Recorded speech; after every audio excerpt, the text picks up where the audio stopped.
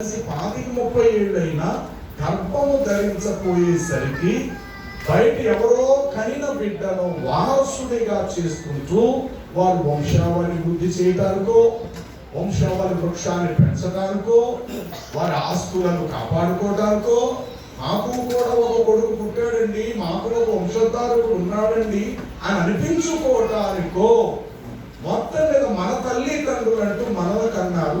అలాగే మనము కూడా మన బిడ్డలను మనం కూడా కన్నాం. ఇలాగ ఆది మొదలి నేటి వరకు కూడా ప్రపంచమంతా ఇదే క్రమంలో జరుగుతుంది. ఇది జగమెరిగిన సత్యం. అయితే యేసు ప్రభుని ఏనాడు కూడా నేను గర్భం ధరిస్తానన్న సంగతి మరియకు తెలియదు. కన్య కనబడినటువంటి ఆ మరియ గర్భాన్న నజరేతులో దేవదూత మా ఇంటికి వస్తాడు, దయాప్రాప్తురాలని మాకు చెప్తాడు, నువ్వు ఒక కొడుకును కంటావన్న సంగతి ఊహల్లో కూడా ఆమెకు లేదు, తలంపుల్లో కూడా లేదు.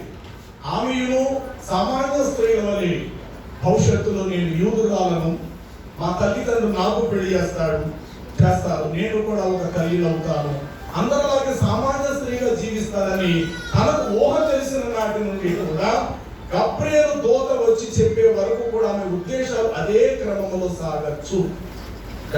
ప్రతి మాట. అయితే ఈలోగా గబ్రియేలు దూత రావటం, దూత వర్తమానము తెలియపరచటం, అంతటా ఆమె గర్భము ధరించటము, ఒక కుమారుడిని 9 లేక 10 మాసాల వరకు తన గర్భాశయములో దాచిపెట్టుకోవడం, తదుపరి ఆయనను భూమి మీద శరీరుడుగా ఉద్భవింపచేయటం అనేది బైబిల్ ప్రకారం మనం చూస్తున్నాం. ఈ ప్రపంచంలో పేగు బంధము లేకుండా పుట్టిన మానవులు ముగ్గురు కలరు. తొలి మానవుడైన ఆదాం, అమ్మ నాన్న లేదు వారికి, అమ్మ కడుపు నుంచి పుట్టలేదు, ఆదాం అనే నరుడు అట్టి నుండి తీయబడ్డాడు. ఓకే, ఈ కారణం చేత ఆయనకు పేగుతో బంధం లేదు. తల్లి తిన్న ఆహారము, తల్లి తాగేటువంటి నీరు, తల్లి పీల్చుకునే శ్వాస బిడ్డకు అందవలసిన పని లేదు. కారణం ఆదాము పిండోత్పత్తి అయి పుట్టినవాడు కాడు. నేల మట్టి చేత ప్రమాణం అనుకుందాం, 6 అడుగులు ఎత్తు మనిషో 6.5 అడుగులు ఎత్తుగల మనిషిగాను మొత్తం మీద ఆదామని నరులను దేవుడు నేల మట్టితో సృష్టించాడు. కారణం అతనికి పేరు బంధము లేదు, అంటే నాభి సూత్రము బొడ్డు ఆయనకు లేదు. ఇది 1. 2, అతనికి గాఢ నిద్ర ఇచ్చి అతని ప్రకటనకు నుండి స్త్రీమూర్తిని తీసిన దేవుడు మరణ నేల మట్టితో మరొక మనిషిగా స్త్రీగా దేవుడు చేశాడు. ఆమెకు కూడా తల్లి గర్భంలో 9 మాసాలు ఉండి బయటకు రాలా. ఈ కారణము చేత ఆమెకు కూడా పేగు బంధం అనేటువంటిది లేదు. ఇక ఆమె ధరించిన మొట్టమొదటి కొడుకు కయీను, వాడికి పేగు బంధం ఉంది. హేబేలు పేగు బంధం ఉంది. షేతు పేగు బంధం ఉంది. ఆఖరికి నాకు నా తల్లి పేగు బంధముతో పుట్టా, నీవును నీ తల్లికి పేగు బంధముతో పుట్టావు. ఓకే, ఇప్పుడు యేసుక్రీస్తు ప్రభు విషయానికి వస్తే ఆయన కూడా పేగు బంధము లేనివాడు. నీ తల్లైనా నా తల్లైనా పురుటిలో నొప్పులు పడింది. మీ తల్లిని అడగండి, అమ్మ నన్ను కన్నప్పుడు ఏమో బాధపడ్డావంటే బాధపడకుండా చచ్చేంత పని అయింది, కడుపులు నువ్వు అడ్డం తిరిగిపోయావురా, ఆ రోజుల్లో వైద్యం లేదు, మంత్రసాలు వచ్చి నాకు ఇంటికాడ పురుడు వేసారా, చచ్చిపోతాను అనుకున్నారు, అలాంటి టైంలో నువ్వు పుట్టావురా, ఎంత నొప్పులు పడి కన్నానని నీకు తెలుసా? ఇలాంటి మాటలు ఆల్రెడీ మన తల్లులు చెప్పడానికి రెడీగా ఉన్నారు. అయితే ఈ ప్రపంచం మొత్తం మీద నొప్పులు పడకుండా, ప్రసవ వేదనే లేకుండా జన్మించిన ఏకైక స్త్రీమూర్తి ఒక్క మరియా. యెషయా గ్రంథం రండి ఇప్పుడు చదవండి, 66వ అధ్యాయం 7వ వచన భాగాన్ని మనం చదువుదాం. యెషయా గ్రంథము 66వ అధ్యాయము 7వ వచనం.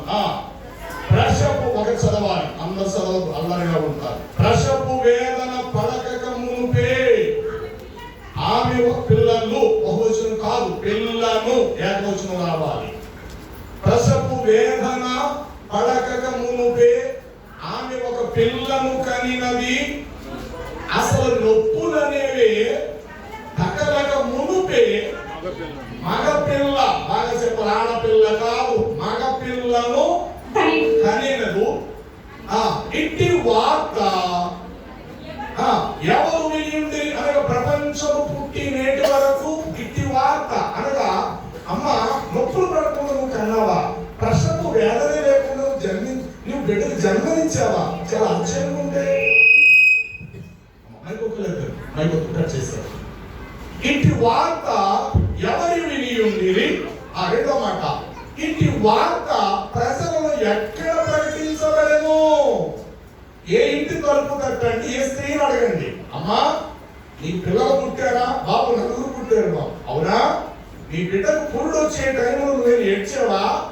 రక్తం కార్చావా? కన్నీళ్లు కార్చావా? నొప్పులు పడ్డావా? అరుపులు అరిచావా? ప్రసవ వేదన పడ్డావా? అంటే లేదు అనే స్త్రీ ప్రపంచంలో ఒక్కడు లేదు. స్టార్టింగ్ లో చెప్పాడు దేవుడు, నీ గర్భ వేదన మీకు హెచ్చించేదను, వేదనతో నీవు బిడ్డలను కనెదవు. నీ భర్త అయిన ఆదాము ద్వారా నీకు వాంఛ అనగా కోరిక కలుగుతాది. తద్వారా గర్భవతి అవుతావు. పుట్టేటప్పుడు బిడ్డకి జన్మనిచ్చేటప్పుడు ప్రసవ వేదన మిక్కిలి హెచ్చించేదను అన్నాడు దేవుడు. ఇది మీకు ఆదికాండలో అందరూ చదివిన విషయమే. మరి అదే స్త్రీమూర్తి స్థానంలోకి వచ్చిన మరొక స్త్రీ, ఆమె పేరు మరియా. మరి ఈమె మాత్రము పురుడు వేయటానికి ఒక మంత్రస్వామి ఎదుగు రాలా. ఆ రోజుల్లో జనాభా లెక్కల కాలంలో యేసు ప్రభు పుడతారని, యేసు ప్రభు పుట్టిన నాడే ప్రపంచానికి జనాభా లెక్కలు స్టార్ట్ అవుతాయని ప్రవచనం ఉంది. ఎందుకంటే యేసుక్రీస్తు చరిత్రకారుడు అవ్వాలి. చరిత్రలో ఆయన చరిత్ర లేని వాడిగా మిగిలిపోకూడదు. ప్రపంచ దేశాలకు ఆయన చరిత్ర గలవాడిగా ఉండాలి. ఆయన పుట్టాలు లేకపోతే ఆయన చిత్రాలు గ్రంథములలో ఆయన పేరు దాఖా చేయబడాలి. చూడండి, కీర్తనల గ్రంథం 87వ సంకీర్తనలో ఈ మాట ఇట్లా వ్రాయబడి ఉంటుంది. కీర్తనల గ్రంథం 6వ వచనం 87:6. మెల్లిగా యెహోవా జనముల యొక్క సంఖ్య రాయించినప్పుడు, అక్కడ జనాభా లెక్కల్లో పేరు రాయించుకున్న జనాభా ఇలా అంటారట, ఏమని? ఈ జనము మేము ఫలానా చోట జన్మించాం, నజరేతులోని గలిలియా, నజరేతులో నా పేరు మరియా, నాకు భర్తగా ఉన్న ఈయన పేరు యోసేపు, మాకు పుట్టిన ఈ పిల్లవాడి పేరు యేసు అని అక్కడ ఉన్న ప్రజలట తమ తమ పేరులు గ్రంథములో నమోదా చేయబడతాయి. ఈ మాట కీర్తనలో 86:7లో మీరు చదివారు. అసలు జనాభా లెక్కలు రాయించిన ప్రపంచంలో ప్రభు నుండే స్టార్ట్ అయింది. ఈ రోజు రేపన్న రోజు ఓట్ల ఎలక్షన్ వస్తారు, ప్రతి ఇంటికి వస్తారు అధికారులు.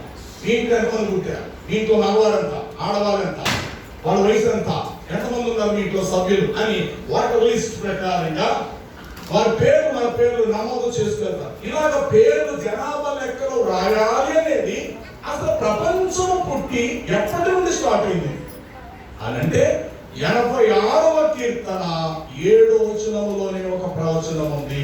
కరెక్ట్ గా ఈ లూకా సువార్త 2వ అధ్యాయములో ఆ దినముల యందు ప్రజా సంఖ్య వ్రాయబడను, ఇది కైసరు అగుస్తు వలన ఆజ్ఞ ఆయను, ఇది కురేనియా సిరియా దేశమునకు అధిపతిగా ఉన్నప్పుడు వ్రాయబడిన మొదటి ప్రజా సంఖ్య. ఆ ప్రజా సంఖ్యలో వ్రాయబడుటకు తమ తమ పట్టణములను విడిచి లేక తమ తమ పట్టణాలకు వెళ్ళి తమ పేర్లను నమోదు చేసుకొని వచ్చిరి. అయితే యోసేపు దావీదు వంశమును గోత్రికుడును అయి ఉన్నందున తనకు ప్రధానముగా చేయబడిన మరియతో పాటు యూదయ బెత్లెహేములోకి వచ్చి తన పేర్లను గ్రంథములో వ్రాయించుకొనుట జరిగినది. ఈ మాటలు కరెక్ట్ గా లూకా సువార్త తొలి 2-3 వచనాల్లో రాయబడి, లూకా సువార్త జనాభా లెక్కలో రాయబడుతున్న ప్రవచనం ఎక్కడుందంటే 86వ కీర్తన 7వ వచనములోనే రాయబడి. ఎందుకు ఇలా జరిగిందంటే యేసుకంటూ ఒక చరిత్ర ఉండాలి. ఆయన చరిత్ర హీనుడు కాకూడదు, చరిత్ర గలవాడై ఉండాలి. నన్ను గూర్చి ముందుగా మోషే తన గ్రంథంలో రాసెను, నా కొరకు గ్రంథములు ప్రవక్తలు సాక్ష్యం ఇచ్చిరి. అంతటి చరిత్ర కలిగిన వాడు చరిత్రహీనుడు కాకూడదు. అందుకని కాలాన్ని రెండుగా విభజించినట్లు కాల పురుషుడుగా క్రీస్తుకు పూర్వం క్రీస్తుకు శకముగా ఆయన ఈ లోకానికి వచ్చారు. ఈ లోకంలో ప్రతి ఒక్కరి యొక్క సమాధి నేటి వరకు మూయబడినది. ఒక్క యేసుక్రీస్తు ప్రభు వారి యొక్క సమాధి నేటికి తెరవబడే ఉంది. ఈ యేసుక్రీస్తు ప్రభు జన్మించిన తల్లి అయిన మరియ గర్భాశయము నుండి పుట్టిన సందర్భంలో ఆయనను పరుండం పెట్టడానికి ఎక్కడ స్థలం లేదు. చాలా మంది క్రైస్తవులు ప్రభు ప్రేమను ఎరిగి జారిపడతారు. అయ్యో, ఆ తల్లట బిడ్డలు కనేటప్పుడట ఎవ్వరు చోటీ లేదట, ఎవరు స్థలం ఇవ్వలేదట. అయ్యో ఎంత పాపం, నేనే కనుక ఆ రోజుల్లో యేసుబాబుకి నా ఇంట్లో పురుడేసి ఉండేదాన్ని నేను అన్నంత చాలా గొప్పగా మనం మాట్లాడతాం. కానీ ఆయన పుట్టేటప్పుడు జానడు స్థలం కూడా ఉండకూడదు. ఇది ప్రవచనం. ఆయన పుట్టేటప్పుడు ఎవరు స్థలం ఇవ్వకూడదు. మరి ఎక్కడ రావాలి అంటే పశువుల పాకలోకి రావాలి. ఇర్మియా గ్రంథము 14వ అధ్యాయం 14వ అధ్యాయం 8వ వచనాన్ని గమనిస్తే, ఇశ్రాయేలీయులకు ఆశ్రయుడా, కష్టకాలములో వారికి రక్షకుడా, మా దేశములో నీవేళ ఒక పరదేశి అంటే స్వదేశస్థుడు కాడు అని అర్థం. ఎక్కడి నుంచో ఊడిపడ్డావాడు అని అర్థం. ఎక్కడి నుంచో దారి లేక తిరుగులాడుతున్నవాడు అని అర్థం. పరదేశి, మా దేశములో నీవేళ పరదేశి వలె ఉంటివి. కంటిన్యూ. ఏళ్ళ రాత్రి వేళ బస చేయుటకంటే ఒక చోట విశ్రాంతి తీసుకున్నటకు బస చేయుటకు గుడారము వేసుకుని ప్రయాణిస్తుడు వలె అలా ప్రయాణం అవుతూనే ఉంటారు. ఎక్కడ నీకు చోటు దొరకలా. ప్రయాణిస్తుని వలె ఉంటివి. నువ్వు పుట్టినప్పుడు అలసిన వాని వలె అయితివి, భ్రమసిన వాని వలె ఉంటివి, అసలు రక్షింపలేని సూర్యుని వలె నీ ఉంటివి అని అంటూ అద్భుతమైన మాట. యెహోవా, నీవు మా మధ్య ఉంటివే, మేము నీ పేరు పెట్టబడిన ప్రజలము, కావున నీవు మా చెయ్యిని విడవకము. ఇది ప్రవచనం. జాగ్రత్తగా దైవ సేవకులకు చాలా వేరే మాటలు ఎదుగుతాయి. ఈ కారణం చేత ప్రవక్త ఇర్మియా ద్వారా చెప్పిన మాట ప్రకారం ఆయన జన్మలో స్థలము దొరకదు. మరి ఎక్కడ దొరుకుతుంది అని స్థలము అని అంటారా? యోబు గ్రంథం 36వ అధ్యాయం 33వ వచనం మీరు ప్రవచనాన్ని చదివితే ఇట్లు రాయబడి ఉంటుంది, ఆయన గర్జనం ఆయనను ప్రసిద్ధి చేయను, తాను వచ్చుచున్నానని పశువులకు తెలియపరచెను. కాబట్టి ఆయన ఎక్కడ దొరకబెట్టారంటే పశువుల పాకలో ఒక తొట్టెలో ఆయనను పండబెట్టెను. దూతలు వెళ్ళి గొర్రెల కాపరులతో, ఇదిగో మీ అందరికి శుభవార్త, దావీదు పట్టణమందు నేడు రక్షకుడు మీ కొరకు పుట్టి ఉన్నాడు, ఆయన పశువుల పాకలో తొట్టెలో ఉన్నాడు, మీరు వెళ్ళి చూడండి ఆయన అని దూత స్వయంగా హేరోదు బంధువులకి, హేరోదు రాజు ఇంటి వారికి, మరి యొక్క బంధువులకి, యోసేపు బంధువులకి వర్తమానం చెప్పలేదు. కానీ రాత్రి వేళ పొలములో తమ మందను, గొర్రెల మందను కాచుకొనుచున్నా గొర్రెల కాపరులతో ఈ మాట దూత వెళ్ళి చెప్పడం జరిగింది. అయితే ఎందుకు ఇలా పశువుల పాకలో తొట్టెలో పరుండబెట్టబడ్డాడు అనంటే, యోబులో మీకు ప్రవచనం ఉంది. ఆయన గర్జనం. గర్జనం అంటే అర్థం ఏంటి? సింహం గర్జిస్తాది. ఆ సమయంలో అడవిలో సకల జంతువులని నిశ్శబ్దం పాటించాలి. ఆకాశం యొక్క ఉరుము గర్జనము చేస్తాది. ఆ గర్జన అంటే ప్రయాణం చేయాలనుకున్నవాడు ప్రయాణాన్ని గమనించుకొని, బాబోయ్ పెద్ద తుఫాను వచ్చేస్తుందేమని, బాబు ఉరుములు, బాబోయ్ పెద్ద పెద్ద శబ్దాలు, మౌనమైపోతాం. ఇక్కడ రాయబడింది ఆయన గర్జనం, ఆయన ఉన్నత స్థాయికి ఆయనను ప్రసిద్ధి చేస్తాది. అలాంటి వాడు తానే వచ్చుచున్నానని మనుషులతో కాదట పశువులతో తెలియపరచుచున్నాడు. ఎందుకని? ప్రజలనబడిన వారు ప్రజాపతి అయిన దేవుని చేయందుకోవాలన్న ఉద్దేశంతో పాపము వలన వచ్చు జీతము మరణం కనుక తాము పాపముల నిమిత్తం విమోచించబడటానికి పశువులను బలిస్తూ వచ్చారు. అది the beginning. Novahu Kande start అయింది. అంతట నోవాహు బలిపీఠము కట్టి బలి అర్పణమును అర్పించగా యెహోవాకు ఇంపైన సువాసన గ్రహించెను. అక్కడ స్టార్ట్ అయింది. ఇంకా ముందు చెప్పాలంటే హేబేలు గొర్రెల కాపరి అయినందున అతడు బలిపీఠము కట్టి గొర్రెలను వధించి అక్కడ స్టార్ట్ అయింది బలి అర్పణ. ఇలాగా ప్రజల పాపాల నిమిత్తము ఏమి బలవుతున్నాయంటే గొర్రెలు, మేకలు, పావురాలు, గోవాలు మొదలగు ఎడ్లు, ఆవులు ఇవి మాత్రమే బలి అవుతూ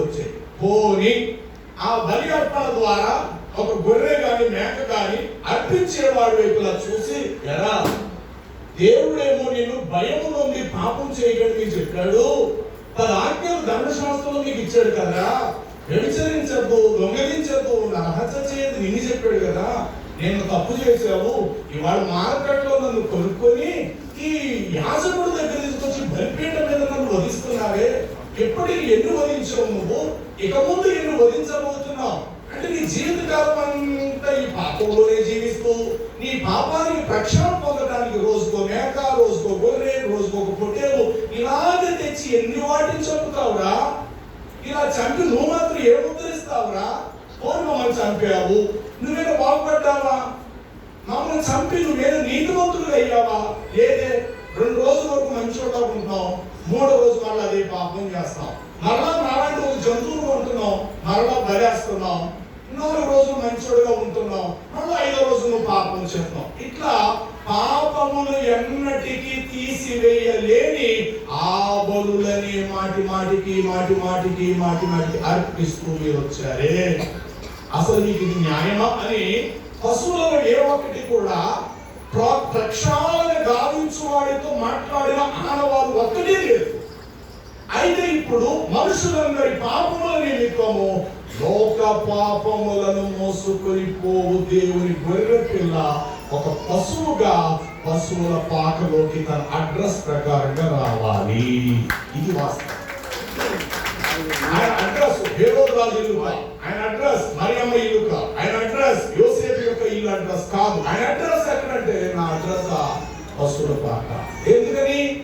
ఎందుకంటే నేను కూడా ఒక బలి పశువుగా మారబోతున్నాను.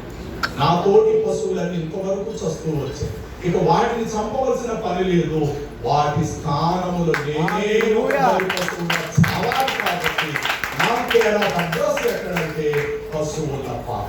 ఈ పశువుల పాకలోకి నేను రావాలి కాబట్టి భూమి మీద నాకు ఎక్కడ స్థలం దొరకకూడదు.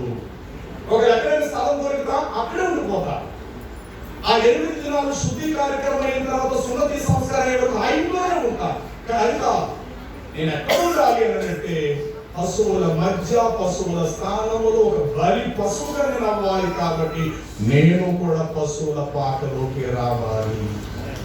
కాబట్టి ఇశ్రాయేలుకు ఆశ్రయుడా, కష్టకాలంలో వారికి రక్షకుడా, మా దేశంలో నీవే ఒక పరదేశిగా ఉన్నావు, ఎట్లు రాత్రి వేళ బస చేయటం గుడాలు వేసుకుని ప్రయాణిస్తున్న వలె ఉన్నావు, అలసి ఉన్న వారి వలె భ్రమసి ఉన్న రక్షింపలేని సూర్యుడు వలె నీ వేళ మా మధ్య ఉంటివి. యెహోవా, మేము నీ పేరు పెట్టబడిన వారము, నీవు మా మధ్యకు వచ్చి ఉన్నావు. ఇదండి ఆయన పశువుల పాకలో పుట్టడానికి, త్వరలో ఆయన బలి పశువుగా సిలువలో చావబోతున్నాడు. అందుకు కొండ గుర్తుగా ఆయన అడ్రస్ పశువుల పాక. తద్వారా ఆయన భూమి మీద ఎక్కడ చోటు దొరకకూడదు. ఆకాశ పక్షులకు గూడెలున్నవి, నక్కలకు బొరియలున్నవి, మనుషు కుమారుడు తల వాల్చుకొనుటకు కొంచెం స్థలం కూడా లేదు, కాబట్టి ఉండకూడదు. ఇది ప్రవచనం. 3వ విషయం, అన్నది గొర్రెల కాపరుల యొద్దకు పోయి దూత, అరే అబ్బాయి, అరే గొర్రెల కాపరులారా రండిరా, ఇదిగో ఈ గొర్రెలను విడిచిపెట్టి పలానా చోట ఒక బాబు పుట్టాడు, అక్కడికి మీరు వెళ్ళండి అని ఈ ఆనవా, ఈ సిగ్నల్ లేకపోతే ఈ రుజువు గొర్రెల కాపరులకు చెప్పటానికి కారణమేంటి అని అంటే, వారు రాత్రి వేళ కష్టపడిపోయి సమకూర్చి గొర్రెల మందలను వారు రాత్రి పగలు కాయడానికి కారణం గొర్రెల మీద జాలి అభిమానం కలిగి కాల్చుని ప్రజలు బాగా పాపాలు చేస్తే మా దగ్గర సేల్ గొర్రెలు బాగా సేల్స్ అవుతాయి. ఏటేటా వారి పాపముల నిమిత్తము ప్రక్షాళన పొందటానికి భగవంతుడా, తప్పు చేసింది నేను, అందుకు చావే నాకు శరణం, మరి నేను చచ్చిపోతే నా కుటుంబం అనాథలు అయిపోతారే. కానీ పాపం చేసినప్పటికీ నేను బ్రతుకుండాలి, మొత్తం మీద చావు అనేది నీ కంటికి చూపించాలి. అంటే ఏదో ఒక జీవిని చంపాలి, దాని రక్తాన్ని నువ్వు కళ్ళ చూడాలి, నా మీద ఉన్న పాపము దాని మీద ప్రోక్షించబడాలి, నాకు రావాల్సిన చావు దాని మీద రావాలి, అది చావాలి, నేను నీతిమంతుడు నమ్మాలి. ఈ కార్యము ద్వారా బలి అర్పణములు అనేవి వెలుగులోకి వచ్చాయి. 14వ అధ్యాయము లేవియాకాండము 25వ వచనాన్ని చదివితే ఇట్లా రాయబడి ఉంటుంది, పవిత్ర పొందగోరువాడు యాజకుని యొద్దకు ఒక పొట్టేలును తీసుకొని వచ్చి 14:25 లేవియాకాండం, పాప క్షమాపణ పొందగోరువాడు ప్రధాన యాజకుని యొద్దకు తీసుకొచ్చి, ఏదో మీ వెలుగులో మాటలు వీడిగా చదువు నేర్చుకోండి. యాజకుడు దానిపై వచనం చదవాలి, ఇంకా పైన చదవాలి, ఇంకా పైన చదవాలి. 25వ వచనం చెప్పారు కదా, 21 నేను చూస్తా. 14వ అధ్యాయము పవిత్రత పొందగోరువాడు, దానిపై వస్తుంది పాపం చేసిన వాడు పొంది 25 చదివిపోయింది వదిలిపోతారు. అప్పుడు యాజకుడు పవిత్రత పొందగోరు వాడి కుడి చెవి ఎన్నో వస్తున్నది, నేను అక్కడ స్టార్ట్ చేయమన్నాను కదా, అప్పుడతడు అక్కడ స్టార్ట్ చేయండి. అప్పుడతడు అపరాధ పరిహారార్థ బలి పశువు యొక్క గొర్రె పిల్లను వధించవలెను. జాగ్రత్త చదవ, మీరు మాట మాట్లాడేటప్పుడు డ్యాన్స్ వేయడం కదా, కరెక్ట్ ప్రతి మాట అందరికి అర్థం చేసుకున్నాడు. మీరు అక్కడ మిస్ అవుతుంది, చాలా బాధపడ్డారు. ఇక్కడ అక్షర దోషం ఉండద్దు అన్న చదువు మాట. అప్పుడు అతడు అపరాధ పరిహారార్థ బలియగు గొర్రె పిల్లను వధించవలెను. యాజకుడు ఆ అపరాధ పరిహారార్థ బలి పశువు యొక్క రక్తంలో నుండి కొంత రక్తము తీసుకొని, ఎవరైతే పాపిగా గొర్రె పిల్లను మోసుకొని వచ్చాడో, నేను పాపిని, నా స్థానంలో దీన్ని చంపేయండి, నన్ను బ్రతికించండి మార్కెట్లో ఎవరైతే కొనుక్కొని తెచ్చుకున్నాడో ఒక పాపి, ఆ పాపి గట్ట యాజకుడు ఆ గొర్రె పిల్ల రక్తంలో కొంత రక్తాన్ని తీసి పవిత్రత పొందగోరువాని కుడి చెవి, ఒకసారి మీ చెవిని పెట్టుకుని లేదు పెట్టుకోండి, ఇది చెవి చేసే పని ఏంటి, వినుట అంతే. మాట్లాడుట దీనికి లేదు, ఇది మాత్రమే మాట్లాడుతా. ఇది మాట్లాడే భాగం నోరు, ఇది కేవలం వింటాది. ఏ వింటాది? మంచి చెప్పినా వింటాది, చెప్పాలి, చెడు చెప్పినా రెండింటిని సమానంగా వింటాది. నిర్ణయం ఏం తీసుకోవాలండి అంతరంగానికి సంబంధించి రేటు దీని డ్యూటీ. ఓకే, పవిత్రత పొందగోరి చెవి కొన మీదను. సెకండ్, వాడి కుడి చేతి చూసుకోండి ఒకసారి. మీకు 5 వేళ్ళు ఉన్నాయా? కుడి చేతి బ్రట్టల వేలు అంటే అన్నిటికంటే ముందు స్థానంలో ఉంటుంది, లావుగా ఉంటుంది. రేపు పొద్దున సంతకం పెడతారంటే సంతకం నాకు రాదు బాబు అంటే 7 ముద్ర వేయరా అంటే చికెన్ కాబట్టి 7 ముద్ర వేయడు, కేవలం బ్రట్టల వేలుతోటే బొటన వేలుతో 7 ముద్ర వేయాలి. 5 వేలలో ఇది ప్రత్యేకం. మైక్ పట్టుకున్నాను, 4 వేళ్ళు ఒక వైపు ఉన్నాయి, ఆపోజిట్ లో బ్రట్టల వేలు. ఇది లేకపోతే కింద 4 వేళ్ళు ఇలా ఉన్నంత మాత్రం ఇది కాయదు. 4 వేళ్ళు ఒక ఎత్తు అయితే ఈ 4 వేలు ఇట్లా పెట్టి ఈ బ్రట్టల వేలు క్రింద ఉంటేనే ఎంతసేపు అయ్యి చేతిలో ఉంటుంది. ఈ బ్రట్టల వేలే లేకపోతే ఈ 4 వేలలో ప్రయోజనం లేదు. ఓకే, రెండో మాట, వాడి కుడి చేతి బ్రట్టల వేలు మీద దానిని రాయాలి. తండు వారి కుడి కాలు యొక్క బ్రట్టల వేలు మీద దానిని సమర వలయును అగణ్యం అంటే అప్పుడు వాడు ఏమవుతాడు అంటే శుద్ధుడయ్యాడు. అసలు ఈ 3 పార్ట్స్ మీద ఎందుకు రక్తం రాయని ధర్మశాస్త్రం మనకు బోధించింది? 24 మాటలు కొత్త నిబంధనలు వేసి పుట్టాడు అంటే అవగాహన ఉండాలి కదా. ఈ ఫలము తిను దినమున నిశ్చయముగా మీరు చచ్చెదరు, దాని ఛాయ కూడా మీరు వెళ్ళబాకండి అని అన్నప్పుడు ఆది మానవుల దేహములో ఏ భాగం పనిచేస్తుంటుంది? ఇది మాత్రమే. ఇది తినద్దు అన్నప్పుడు ఏం పనిచేసింది? చెవి మాత్రమే. ఓకే, కొంతకాలం గడిచింది. మరలా అపవాదం వచ్చి నిజమా ఏమిటి తినకూడదా? ఎవరు చెప్పారు? దేవుడితో సమానం, చాలా బాగుంటది అని అన్నప్పుడు అప్పుడు కూడా ఏం పనిచేసింది చెప్పాలి. సంఘం ఆత్మ చెప్పు మాట చెవి గలవాడు. అయ్యో, మీరు చెవి యొగ్గి నా మాటలు ఆలకించిన ఎడల మీరు బ్రతుకుదురు. నెంబర్ 1, సృష్టిలో పాపానికి నాంది మొదట చెవి. కాబట్టి రాయాలి విమోచన. సెకండ్, కాలు ప్రయాణం చేసింది ఎక్కడికి? చెట్టున్న చోటుకి. మరి ఎలాగ నా విడుదలేసుకున్న చెట్టు దగ్గరికి. అందుకు కాలు ప్రధానంగా సహకరించినది. కాబట్టి కాలుకు రాయాలి ప్రకటన 17లో. అక్కడికి వెళ్ళిన తర్వాత కాలు స్టాప్ అయింది, చేయి పైకి వెళ్ళింది, ఫలములు తెలిపింది. కాబట్టి ఈ 3 పార్ట్స్ మీద, 3 వస్తువుల మీద, ఈ 3 భాగాల మీద రక్తమును ప్రోక్షించాలి. ఇది వాస్తవం. ఇప్పుడు రండి 19కి అదే లేవియాకాండము 19వ అధ్యాయాన్ని మీరు గమనిస్తే 21 త్వరగా. అతడు అపరాధ పరిహారార్థ అనగా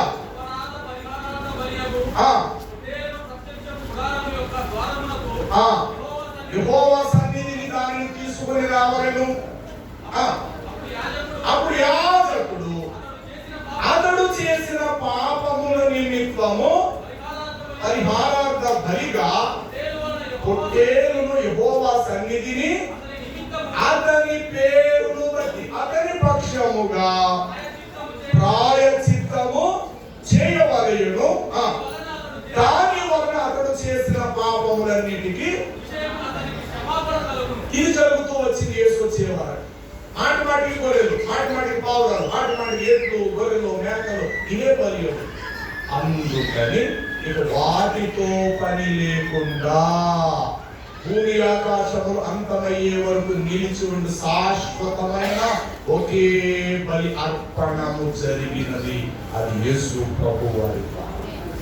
ఈ అర్పణం అర్పించేటప్పుడు ఎట్లా చేస్తాడంటే యాజకుడు తన కుడి చేతిని పాపి మీద పెడతాడు. అరే మోకరిస్తాడు అంటాడు. అది మోకరిస్తాడు. ఏం చేస్తూ చెప్పరా అంటాడు. అయ్యా, నరహత్య చేయొద్దు అన్నాడు, వ్యభిచరించొద్దు అన్నాడు, దొంగిలించొద్దు అన్నాడు. మరి నువ్వేం చేసావురా?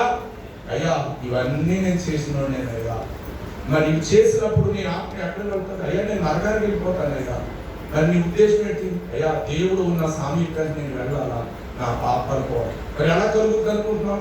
అందుకే కదయ్యా నేను చెమటూర్చి కష్టపడి రూపాయి డబ్బులు సంపాదించి మార్కెట్లోకి వెళ్ళి ఒక గొర్రెల పిల్లను పొట్టేలను కొని తెచ్చాను కదయ్యా. అంటే గొర్రె పిల్లను కొనుక్కో నీ కష్టార్జిత ఉందంటావు. అంటే నీ చెమట కాచి కష్టపడి మార్కెట్లో ఒక 1000-2000 రూపాయలకి గొర్రెను కొన్నావు అన్నమాట. అవును సార్, నేను కొన్నానండి. అయితే మీరు ఎలా కలుగుతుంది అనుకున్నాం పాపాక్షేమం? అయ్యా, ఇంకేముందండి అయ్యా, చాలా సార్లు వచ్చాను మీ దగ్గరికి. మీరు దాని మేడము కొంచెం కోస్తారు కదా, కొంచెం కోయటం వల్ల చావడానికి ఎక్కువ టైం తీసుకుంటుంది. అది ఒకేసారి కోసేస్తే క్షణంలో చచ్చిపోతారు. అయితే ఇప్పుడు మీరు కలిపేయడం దగ్గర దానిని కొంచెం కోసినప్పుడు అది గిజమని కొట్టుకున్నప్పుడు దాని రక్తం చిందించబడతారు కదా, అప్పుడు పాపినైనా నేను ఇట్లాగా పశ్చాత్తాపడతాను. అయ్యో, తప్పు చేసిందేమో నేనా? ఏ తప్పు చేయలేదు. ఈ పొట్టేలా లేకపోతే గొర్రె పిల్ల మార్కెట్లో వెళ్ళి చక్కగా గడ్డి తింటూ పిల్లలకు పాలిస్తున్న దానికి కొన్ని మరీ తీసుకొచ్చానే, ఎంత మూర్ఖుని. నా స్థానంలో దీన్ని చంపుకుంటూ నేను బ్రతికేస్తున్నాను హాయిగా. ఇలాగ ఒకదాంతో అయిపోతుందా? మరలా పాపం చేస్తాను, మరలా కూడా దాన్ని తీసుకొస్తున్నాను. కాబట్టి ఇప్పుడు దాన్ని మీరు చంపేటప్పుడు మీ కుడి చెయ్యి నా నెత్తి మీద పెట్టండి, మీ ఎడమ చెయ్యి దీని మీద పెట్టి నా పాపములు దీని మీద రిలీజ్ చేయండి. రండి, లేవియాకాండము 4వ అధ్యాయం. లేవియాకాండము 4వ అధ్యాయం 29 వస్తున్నాము. 29 త్వరగా.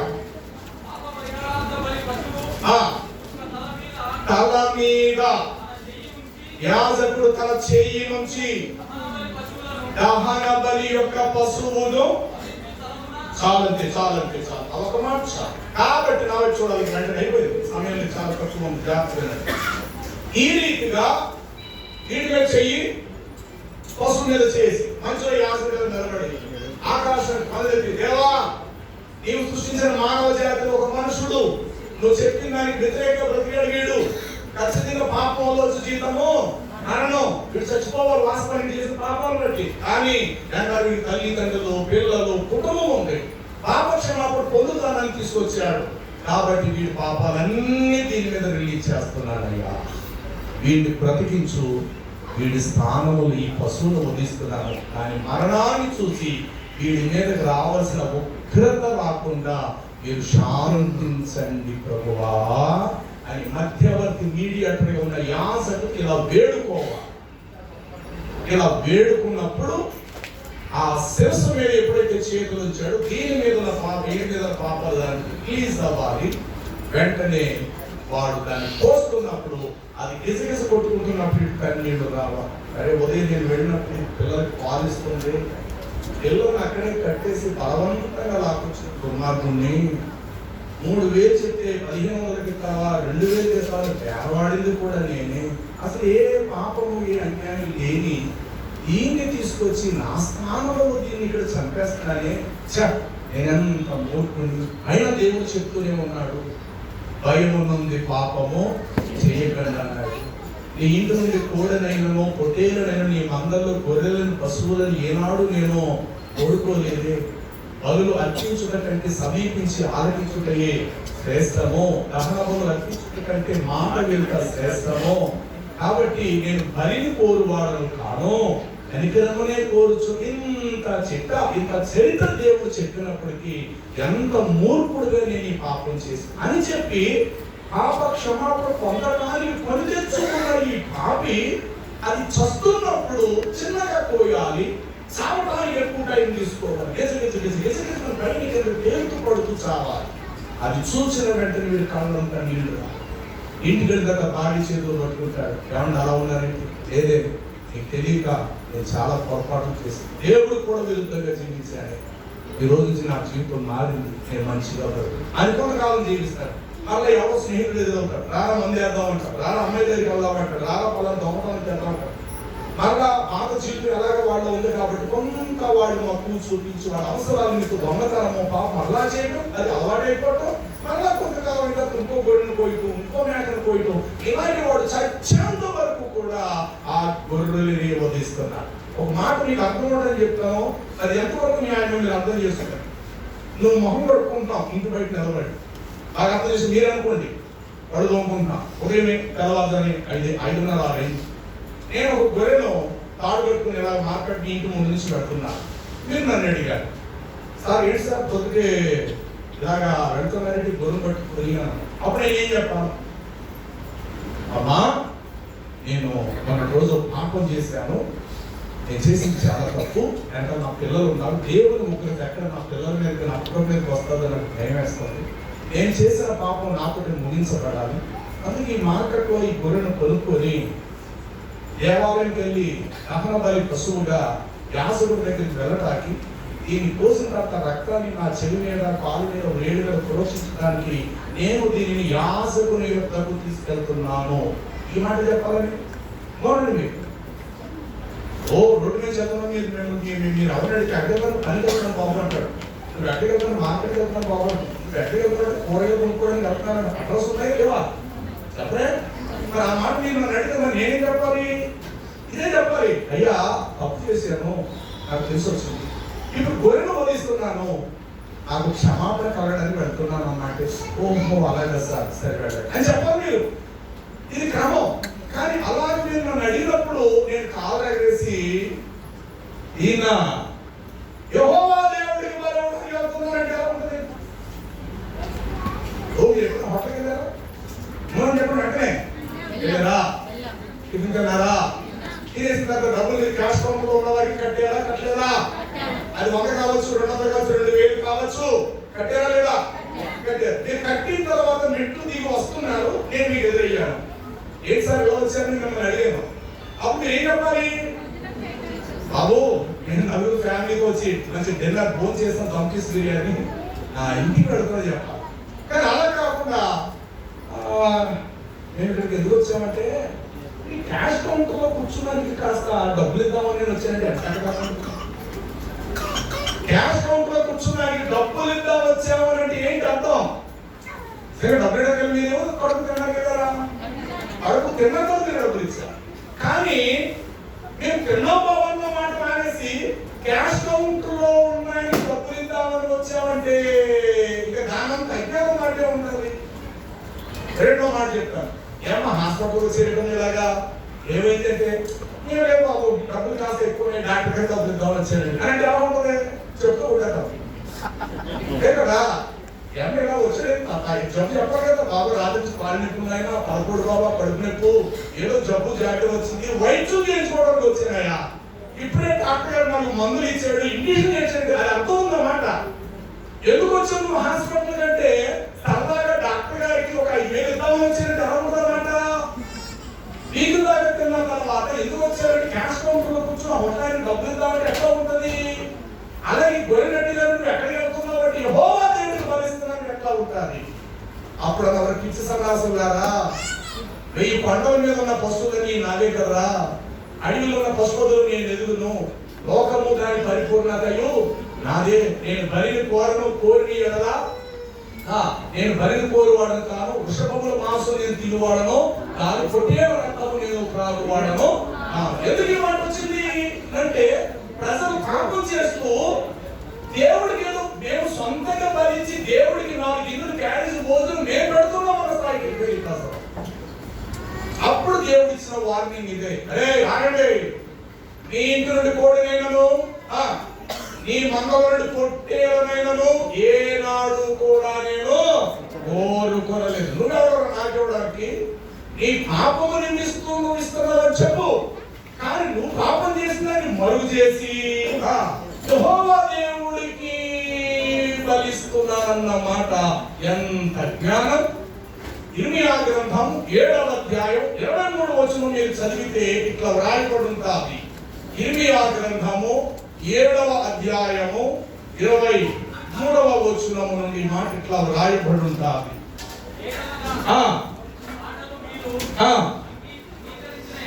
చెవియొగ్గి మీరు నా మాటలను అంగీకరించిన ఎడల నేను మీకు దేవుడినై ఉండును, మీరు నాకు జనులనై ఉందురు, మీకు క్షేమము కలిగినట్లు నేను మీకు ఆజ్ఞాపించు మాటలన్నిటి ప్రకారము మీరు నడుచుకుని. అంతే చాలు.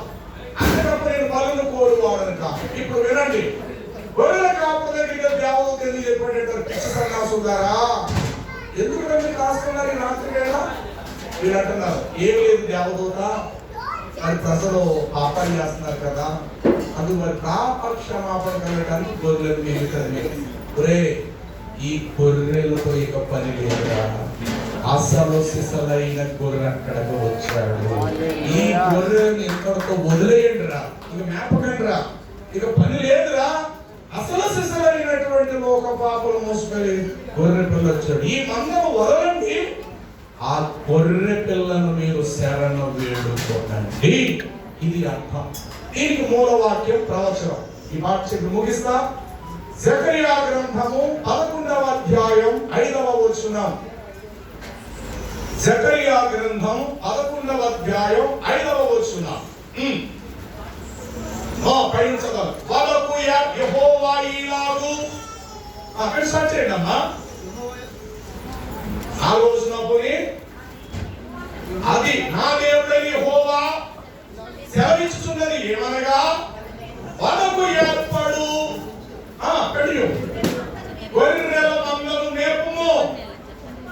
ఎవరు పోయేవాళ్ళు పాపక్షేమం పొందాలనుకునే వాళ్ళందరూ కూడా వాటిని కొనువారు వాటిని చంపియు ఇంతటితో మా పాపాలు పోయి మేము నిరపరాధులమై ఉన్నామని వారు చెప్పుకోరు. ఓకే, సెకండ్ ఎవరు వాళ్ళు? గొర్రెల కాపరు. ఎవరున్నారు? గొర్రెల కాపరు అనేది వాటిని అమ్మువారు. అబ్బా అసలు బాగా పాపాలు చేయడం బట్టి మా దగ్గర మంచి సేల్స్ అయ్యి ఈ సంవత్సరం పెద్ద బిల్డింగ్ కట్టేస్తాను, మాకు బహుద్రవ్యము అని ఎవరుంటున్నారు. ఈ మాట యెహోవాకు స్తోత్రం అని చెప్పి అమ్మేవాడేమో ఈ ఉద్దేశంలో ఉన్నారు, కొనుక్కునేవాడేమో ఆ ఉద్దేశంలో ఉన్నారు. చంపియు నా చేతులు కడిగేసుకున్నాను, నా పాపాలు పోయి అని చంపే ప్రతివాడు నేను శుద్ధుడైపోయి వీడు మట్టి వీడ వేసుకుంటూ సరిపోతుంది. వాటిని అమ్మేవారు అంటున్నారట, అబ్బా ఇవాళే ఒకేసారి 500 గొర్రెలు వెళ్ళారు బాబు, ఏ ఊరిలో కానీ 500 గొర్రెలు బలేసేసారు. మరలా వచ్చి ఇదే పండగ టైంలో దాదాపు ఒక 5,000 కాదు 10 లక్షలైనా సరిపోయేవారు గొర్రెలు. అంటే అర్థం ఏంటి? ప్రజలు రోజు రోజుకి ఎక్కువగా పాపా చేస్తే మా దగ్గర గొర్రెలు ఉంటాయి. కాబట్టి మీరు కోడి ఫామ్ దగ్గర కోడి కొనుక్కుంటారు కదా, కోడి మార్కెట్కి వెళ్ళి కేజీ ఆకేసి కోడి తెచ్చుకుంటారు అవసరం. ఓకే, ఈ కోడి పెంచేది ఎక్కడుంది? కోడి ఫామ్. అక్కడ 1,00,000 కోళ్ళు ఉంటాయి. మీరు ఆ వాహనం అడగండి, సార్ ఇంత పెద్ద షెడ్లు వేసి పైన ఫ్యాన్లు వేసి మంచి మందులు మంచి తిండి పెట్టి ఇన్ని కోళ్ళు మీరు ఎందుకు పెంచుకున్నారు సార్?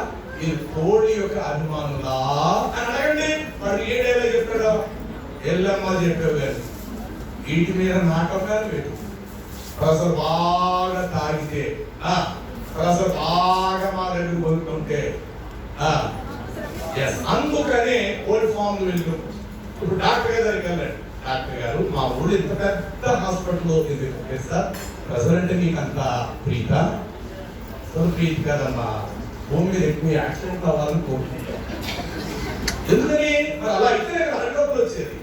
ఇళ్లలో గొడవలు వచ్చి భార్య భర్తలు కాలిపోవాలి, మా దగ్గర తీసుకురా 6 నెలలు ఉంచాలని మీకు వైద్యం చేయాలా, ఒక 50 లక్షలు మిగులుదా, అందుకే పెద్ద. కానీ నేను చెప్పేది ఇంతే నేను ఉన్నట్టు చెప్పండి, మాకు చెప్పండి, ఏది రాయద్దు, ఏది రాయద్దు. ఇలా చెప్పుకుంటూ వెళితే డాక్టర్ ఏ ఒక్కరు కూడా నీ మీద నా మీద దయ కలిగి కట్టేది లేదు. ఒకప్పుడు ఉండొచ్చేమో, కళ్ళు దగ్గర మన ఊళ్ళో చచ్చిపోతున్నారు బాబు, పెరిగి పెద్దవాళ్ళే డాక్టర్ ఈ ఊరిని కాపాడరా, ఈ ఊళ్ళో ప్రాణాలు బతికించారు నాన్న అంటే తల్లి మాట మీదకో తండ్రి మాటను బట్టో వైద్యం నేర్చుకొని మెడికల్ నేర్చుకొని ఆ గ్రామాల ఊరిని కాపాడే దానిగా ఉండేది ఒకప్పుడు డాక్టరు. మరి ఇప్పుడు డాక్టర్ ఏంటి? రోగాలు ఎంత వస్తాయో, కొత్త కొత్త వ్యాధులు ఎన్ని అయితే పెరుగుతాయో, హాస్పిటల్స్ ఖాళీ ఉండో, డబ్బులు మాకు బోల్డ్ అంత వస్తాయి. ఈ ఉద్దేశం వేడది. కోల్డ్ ఫామ్ లో ఉన్న వాళ్ళని అడిగితేమో పండగ సీజన్ పేరు చెప్పి ప్రజలు మా దగ్గర కొనుక్కుంటే మాకు డబ్బులు వస్తాయి, అడుగు ఉద్దేశం. మరి గొర్రెలు కావాలి ఉద్దేశం చెప్పండి. ఎందుకు మీరు చెప్తున్నారు? వాటిని దయకలి చెప్తున్నాం అంటారా? ప్రజలు మా దగ్గర ప్రజలు బాగా పాపం చేయాలి, అందుకు విమోచనంగా గొర్రెలు మా దగ్గర కొనుక్కుంటే అప్పుడు మాకు డబ్బులు వస్తాయి. కాబట్టి జకర్యా అదే మాట చెప్పారు, ఏమని? వాటిని కొని చంపిన వారు మేము నిరపరాధులమని చెప్పుకొందురు, వాటిని అమ్మిన వారు బహుద్రవ్యము మాకు దొరుకుతుంది, యెహోవాకు స్తోత్రము కలుగును గాకని వీరును చెప్పుకొందురు. అందుకని కోత వెళ్ళి హేరోదు ఇంటికి వస్తామని అప్పుడు నేరుగా గొర్రెల కాపరం దగ్గరికి వెళ్ళి చెప్పాడు. అంటే అర్థం ఏంటి? ఇదే అర్థం. పిచ్చి సన్నాసులు గారా, మీరేదో లోకాన్ని ఉద్ధరిస్తున్నారు అనుకుంటున్నారు గొర్రెలు మేపి. అంటే నీ వల్లే దేవుడు క్షమించేస్తున్నాడు, నీ వల్లే పాపులకు క్షమాపణ దొరికేస్తున్నాను, ఇంత పెద్దగా కావాలంటారా నాన్న? ఇది గొర్రెలతో పని లేదు, అసలైన గొర్రె వచ్చింది కనుక ఈ గొర్రెలను విడిచిపెట్టు. అందుకే ఇస్లాంలో బలి అర్పణలు ఉన్నవి.